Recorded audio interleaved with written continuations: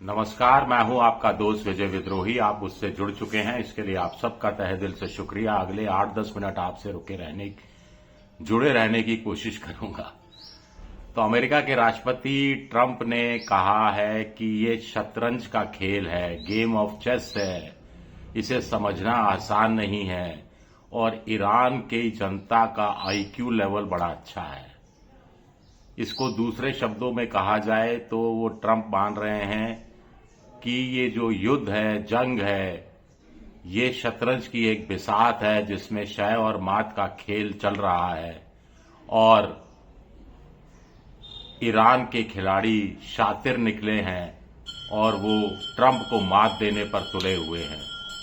Trump ने कहा कि ईरान की जनता का आईक्यू लेवल बहुत अच्छा है और ईरान ने इस बात को साबित भी कर दिया एक खत खाड़ी देशों के नाम जारी करके कि वाकई में उनका आईक्यू लेवल अच्छा है।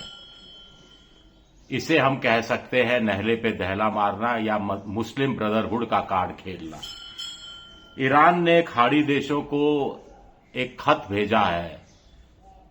आमतौर पर ये सारे के सारे सुन्नी देश है, यूएई है, टर्की है, सऊदी अरब है, जॉर्डन है, बहरीन है और इनसे सीधा सीधा एक सवाल पूछा है कि आप किसकी तरफ हैं। ईरान तो इजराइल और अमेरिका के खिलाफ युद्ध में डटा हुआ है, लेकिन आप खाड़ी के देश, सुन्नी देश किस तरफ हैं। ईरान का कहना है कि उनको बड़ी निराशा हुई कि ऐसे मुश्किल समय में भी अधिकांश मुस्लिम देशों ने उसका समर्थन नहीं किया, बल्कि कुछ ने तो ईरान को दुश्मन घोषित कर दिया। इशारा यूएई और सऊदी अरब की तरफ है, नाम नहीं लिया गया है। सैन्य अड्डों पर हमला कर रहा है ईरान खाड़ी देशों में, लेकिन मजबूरी में कर रहा है। वो सैन्य जो अड्डे हैं वो अमेरिका के हैं और अमेरिका उन सैन्य अड्डों का इस्तेमाल करके ईरान पर हमले कर रहा है। तो अपने वजूद को बचाने के लिए ईरान को भी जबरन मजबूरी में हमले करने पड़ रहे हैं। हां, बम सैन्य अड्डे पर ड्रोन मिसाइलें गिराई जा रही हैं, लेकिन उसका मलबा कई बार इधर उधर गिर जाता है। किसी स्कूल में गिर गया, मॉल में गिर गया, होटल में गिर गया, जिसके लिए ईरान ने अफसोस जाहिर किया है। सीधा सा एक और सवाल ईरान ने पूछा है खाड़ी देशों से, क्या हम खुद की हिफाजत भी नहीं कर सकते? हम खुद के वजूद को बचाने में लगे हुए हैं। तो ये ईरान का जवाब है।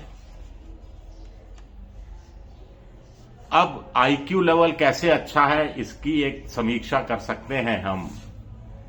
आईक्यू लेवल ईरान के लोगों का इसलिए अच्छा है, वहां के जो पदाधिकारी हैं, आर्मी के, सेना के लोग हैं, आईआरजीसी के लोग हैं, कि पिछले साल जो गर्मियों में 12 दिन की जंग हुई थी, उससे ईरान ने तुरंत सबक सीखा। मिसाइल के और ड्रोन के जो लॉन्चिंग पैड है, उनको विस्तार दे दिया, वो जगह जगह कर दिए। मिसाइल पहले ईरान कुछ 4 जगह, 5 जगह, 6 जगह रखता था।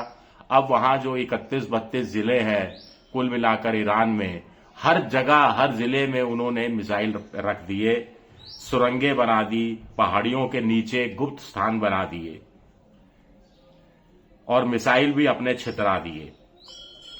बहुत सारी जो बिल्डिंग है, आपको भी जानकर हैरानी होती होगी कि तेहरान पर लगातार इजराइल हमले कर रहा है, बड़ी बड़ी बिल्डिंगों को जमींदोज कर रहा है, लेकिन ज्यादा संख्या में लोग मर क्यों नहीं रहे हैं, पैनिक क्यों नहीं फैल रहा है तेहरान में? इसकी वजह है कि नागरिकों की हिफाजत की भी व्यवस्था पिछले 10 महीनों में ईरान ने कर दी थी। बहुत सारी जगह ऐसी बिल्डिंग जो उन्हें मालूम है, ईरान को पता था कि इजराइल और अमेरिका के खुफिया विभाग की नजर में है कि ये ऐसी बिल्डिंग है जहां लोग रहते हैं, वो बिल्डिंगें खाली करा दी गई, नागरिकों को दूसरी जगह शिफ्ट कर दिया गया और ईरान और अमेरिका वाले बम बरसाते रहे, ये सोचकर खुश होते रहे कि वो पैनिक फैला रहे हैं। तो आईक्यू लेवल इसलिए अच्छा है। ड्रोन का उत्पादन यूक्रेन में घर घर में होता है। यूक्रेन के बारे में मैं पहले पढ़ रहा था, जो बेकरी ब्रेड बनाते थे वो भी ड्रोन बनाने लगे हैं। ईरान ने भी ड्रोन का उत्पादन घर घर कर दिया, गुप्त जगह पर कर दिया, बहुत सी छोटी छोटी फैक्ट्रियों को ये काम सौंप दिया। अब अमेरिकी एजेंसी का ही कहना है कि ईरान एक साल में 20,000 तक ड्रोन बनाने की क्षमता रखता है और ड्रोन सस्ते हैं। $2,000 से लेकर $20,000 का एक ड्रोन पड़ता है, जिसको मारने के लिए कम से कम 2 इंटरसेप्टर मिसाइल विपक्षी या दुश्मनों को छोड़ने पड़ते हैं, अमेरिका और इजराइल को छोड़ने पड़ते हैं, जिसकी कॉस्ट 6 या 7 करोड़ के आसपास बैठती है। 8-10 महीनों में ईरान ने रूस और चीन से बहुत सामान खरीदा, हथियार खरीदे, S-400 ड्रोन, मिसाइल और भी गोला बारूद बड़ी संख्या में खरीदा, इलेक्ट्रॉनिक सिस्टम खरीदा। अमेरिका के जीपीएस को छोड़कर चीन के जीपीएस पर काम करना शुरू किया ताकि अमेरिका की नजर से बच सकें। सुपरसैनिक मिसाइल बनाई।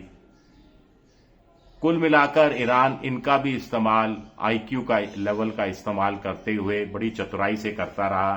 पहले जो थके हुए सस्ते से ड्रोन है वो भेजे, एक तो कि पैसा कम खर्च हो, दूसरा असली ड्रोन आगे की लड़ाई के लिए रखे जाएं सुरक्षित, और तीसरा कि दुश्मन की तैयारियों की टो ली जाए कि दुश्मन कहां कहां तैयार है, कहां कहां उसके रेडार लगे हुए हैं और वो कैसे ईरान की जो मिसाइल हवा में जाती है तो कैसे और कहां पकड़ती है। यानी बहरीन का जो यूएस का हेडक्वार्टर है वो उसका रेडार काम करता है या सऊदी अरब का करता है या इरबिल इराक में करता है। ये सब उन्होंने गहराई से अंदाजा लगाया और उसके बाद में उन रेडार स्टेशनों को फोड़ दिया। वहां पर जमकर ड्रोन और मिसाइलें गिराई गई। $1 बिलियन से ज्यादा का एक रेडार था, पंगु कर दिया इस तरह से। ईरान कुल मिलाकर कुछ लोग कहते हैं बचने की लड़ाई नहीं लड़ रहा, वो अमेरिका को परास्त करने की लड़ाई लड़ रहा है, अमेरिका को सबक सिखाने की लड़ाई लड़ रहा है। ईरान ने बड़ी चतुराई से विक्टिम कार्ड खेला। आयतुल्लाह खमेनी और उनके परिवार और 40 और कमांडरों की हत्या की गई, तो इस बात को छुपा कर नहीं रखा, तुरंत तस्वीरें भी जारी कर दी, मलबा भी जारी कर दिया और एक विक्टिम कार्ड खेला। नाटो के देशों में भय पैदा किया, एनर्जी को लेकर नाटो के देशों में दरारें पैदा कर दी। और इसके अलावा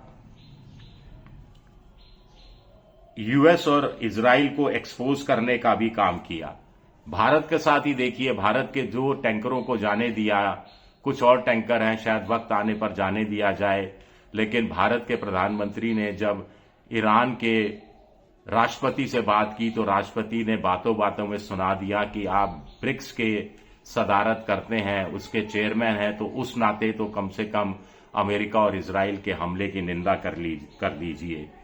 तो भारत गले मिलना चाहता था, ईरान ने पहले हाथ तक नहीं मिलाया और फिर कहा कि चलिए हाथ तो मिला लेते हैं, क्या जाता है। कुल मिलाकर हरमुज की खाड़ी पर कब्जा बरकरार रखा है ईरान ने। ये एक भारी गले की फांस बना हुआ है ट्रंप की गले में। अमेरिका को अलग थलग किया, अमेरिकी जनता को ट्रंप के खिलाफ करना शुरू किया। कुल मिलाकर ट्रंप की कुर्सी खतरे में डाल दी है ईरान ने आज की तारीख में।